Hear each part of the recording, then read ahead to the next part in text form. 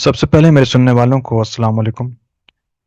تحریف کا نواں ویڈیو ہم شروع کر رہے ہیں۔ پچھلی بار ہم نے یہ آیت دیکھی تھی اور اس کا ایک حصہ جو تھا اس کی تصدیق ہم نے قرآن سے کی تھی۔ جیسا کہ آپ نے دیکھا تھا کہ کس طرح سے اللہ تعالیٰ اس میں بیان کر رہے ہیں کہ وہ ایک کتاب جس کو کہ مہر کیا گیا ہے وہ دو لوگوں کو پیش کی جائے گی، جن میں سے ایک اس کی مہر کھول نہیں سکے گا اور اسی لیے وہ اسے پڑھ نہیں سکے گا، لیکن دوسرا اس کی مہر کھول لے گا۔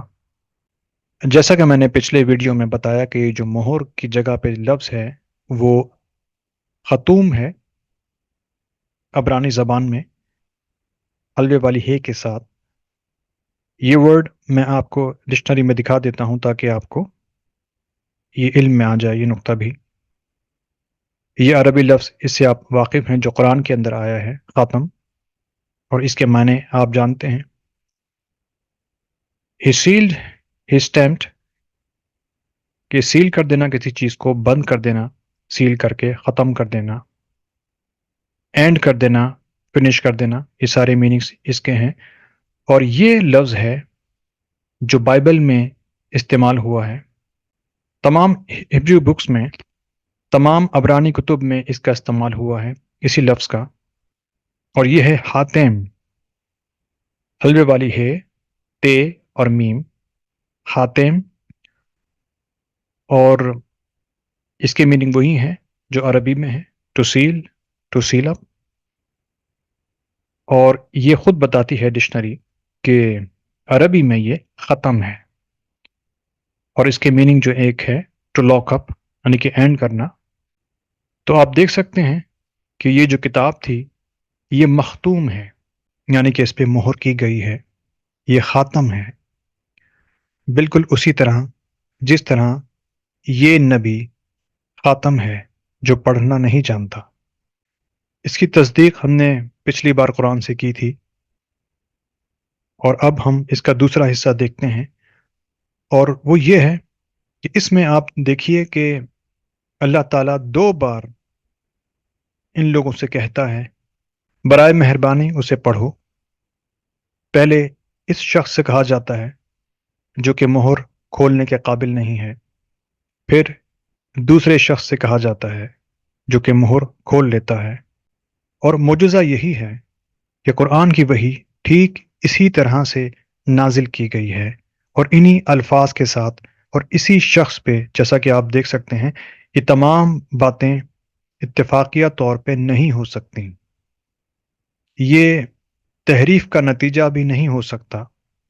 یہ جو لفظ یہاں پہ آ رہا ہے یہ عبرانی میں قرا ہے، میں آپ کو دکھا دیتا ہوں۔ یہ لفظ ہے قارا، قاف رے الف، جس کے میننگ وہی ہیں to cry out, to call, آواز دینا، آواز لگانا، ایون چیخنا۔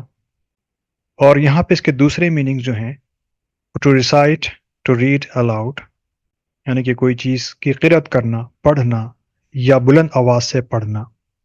اس کے اور بھی اس سے کنیکٹڈ میننگز تھے جو میں نے چھوڑ دی ہیں کیونکہ بہت طویل ہو جاتا۔ آپ اس کو گوگل میں سرچ کر کے یہ نکال سکتے ہیں، یہ ڈکشنری، اس کا پیج نمبر یہ ہے، تو آپ کو تفصیلات وہاں مل جائیں گی۔ اور یہی ڈکشنری بتاتی ہے کہ عربی میں یہ قرا ہے اور سیریک میں یہ قرا ہے، قاف رے الف، اسی میننگ کے ساتھ، کیونکہ یہ سیمیٹک لینگویجز ہیں، ایک ہی خاندان ہے، ان میں ایک ہی الفاظ ایک ہی معنوں کے ساتھ ہیں۔ اور یہاں پہ جو یہ نفعل ہے یہ ایکچولی ہیبریو گرامر میں یہ پیسو وائس ہوتا ہے۔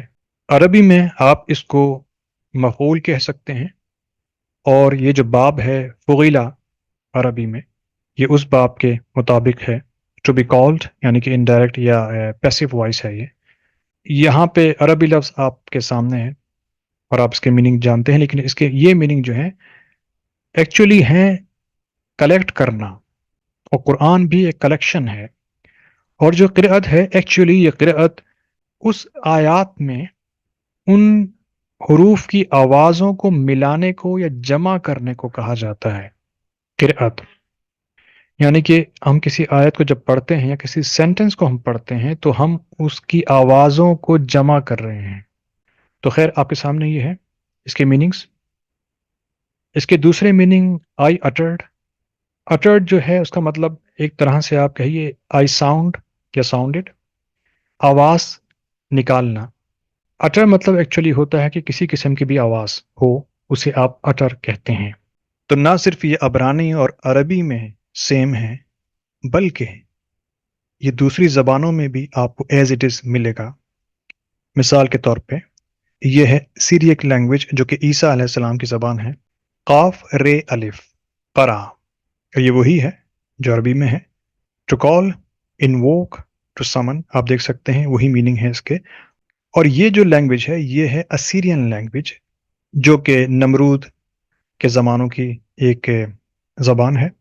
اور اسی سے سیمیٹک لینگویجز کی روٹس ملتی ہیں اور یہاں سے پھر وہ پرشیا اور انڈیا میں داخل ہو جاتی ہیں، کیونکہ یہ جو لینگویج ہے اسیرین یہ مشرقی اور وسطی عراق میں بولی جاتی رہی ہے جو کہ ایران کے ساتھ ہے، اور اس طرح سے انڈیا سے بھی مل جاتا ہے پرانے قدیم ہندوستان سے.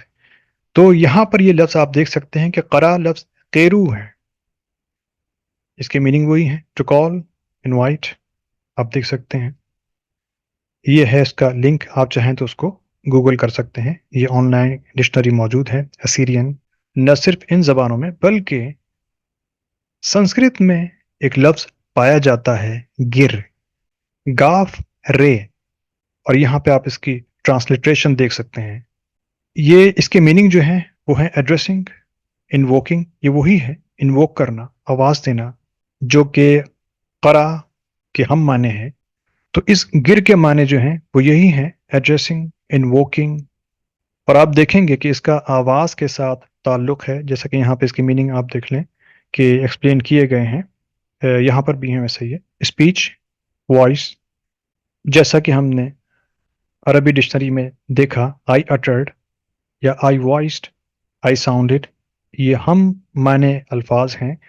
اور یہاں پر بھی آپ دیکھیں گے کہ اس کے وہی معنی ہیں جو عربی میں ہیں speech, speaking, language, voice, words. اب آپ نوٹس کیجئے یہ بہت انٹرسٹنگ نقطہ میں آپ کے سامنے رکھ رہا ہوں. فارسی کا ایک لفظ ہے گریا جس کا مطلب آہوزاری، رونا، فریاد کرنا اور آواز دینا، یہ سب اس میں شامل ہوتا ہے گریا کے اندر. تو انٹرسٹنگ یہاں پہ یہ ہے کہ انگلش کا لفظ کرائے کہ وہی میننگ ہے جو کہ قرا کے ہیں، آواز لگانا، چیخنا. اس کی پرانی شکل شرائع ہے جو کہ جرمن کا ورڈ ہے شرائع، اور یہ ناؤن ہے، اس میں ایس کا اضافہ ہے. آپ اگر ایس اس میں سے نکال دیں تو یہ پھر کرائے یا کری بن جاتا ہے. تو اس کاف کو یعنی کاف کے ساؤنڈ کو، اس کری کو ہم اگر گری کر دیں گے تو آپ کو پرشیا کا یعنی کہ فارسی کا لفظ گری یا گریا مل جائے گا جو بالکل کرائے کے ہم آواز اور ہم معنی ہے. گاف کو آپ قاف سے تبدیل کر دیں گے تو آپ کو قرا مل جائے گا جو کہ عربی کا ہے.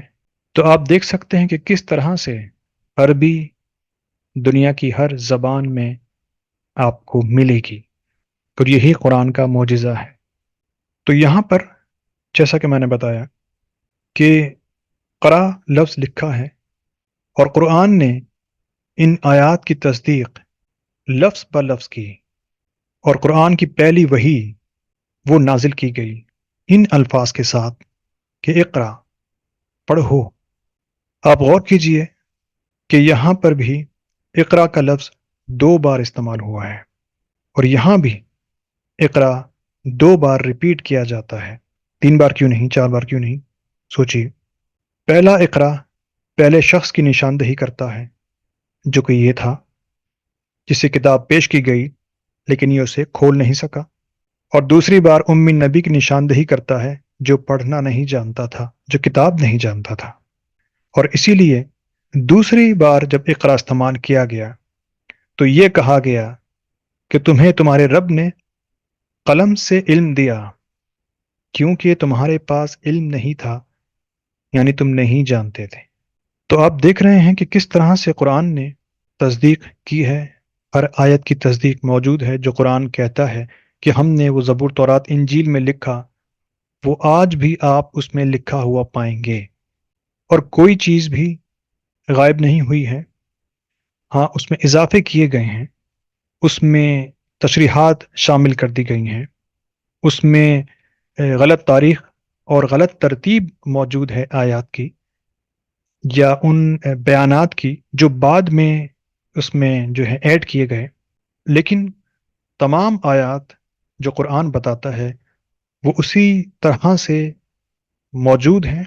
اور اسی لیے عیسیٰ علیہ السلام نے انجیل میں یہ کہا کہ میں تم سے سچ کہتا ہوں کہ زمین و آسمان کے فنا ہونے تک شریعت سے کچھ بھی غائب نہ ہوگا، شریعت کا ایک حرف یا اس کا ایک لفظ بھی غائب نہ ہوگا جب تک سب کچھ پورا نہ ہو جائے۔ تو آپ دیکھ سکتے ہیں کہ کوئی لفظ بھی غائب نہیں ہو سکتا، اور وجہ کیا ہے؟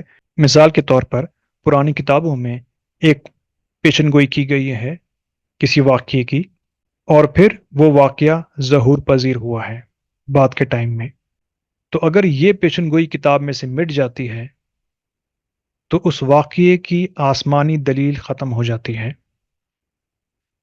اس کی اہمیت بھی ختم ہو جاتی ہے، اور اس کو ثابت نہیں کیا جا سکتا کہ یہ وعدہ پورا ہوا یا نہیں ہوا، کیونکہ اگر وعدہ موجود نہیں ہوگا تو یہ کیسے ثابت ہوگا کہ وہ جو واقعہ ظہور پذیر ہوا ہے وہ وعدے کے مطابق ہوا ہے؟ اسی وجہ سے واقعہ موجود ہوگا تو اس کا وعدہ لازمی طور پر کتابوں میں لکھا ہوگا۔ تو اس سے اندازہ کیجئے کہ اسلام میں جو کچھ بھی ہو چکا ہے، جتنے بھی واقعات آ چکے ہیں، اگر ان کی پیشن گوئیاں ہی غائب ہیں تو آپ کو کیسے پتہ چلے گا کہ وہ وعدے خدائی تھے، آسمانی تھے؟ اسی طرح قرآن پچھلے صحائف کی تصدیق کرتا ہے، اور پچھلے صحائف قرآن کی۔ تو یہاں پر میں ایک سوال آپ کے سامنے رکھتا ہوں کہ عرب نے تورات و انجیل میں موجود محمد صلی اللہ علیہ وآلہ وسلم اور صحابہ کی نشانیوں کے باوجود ان کو غیر معتبر قرار کیوں دیا؟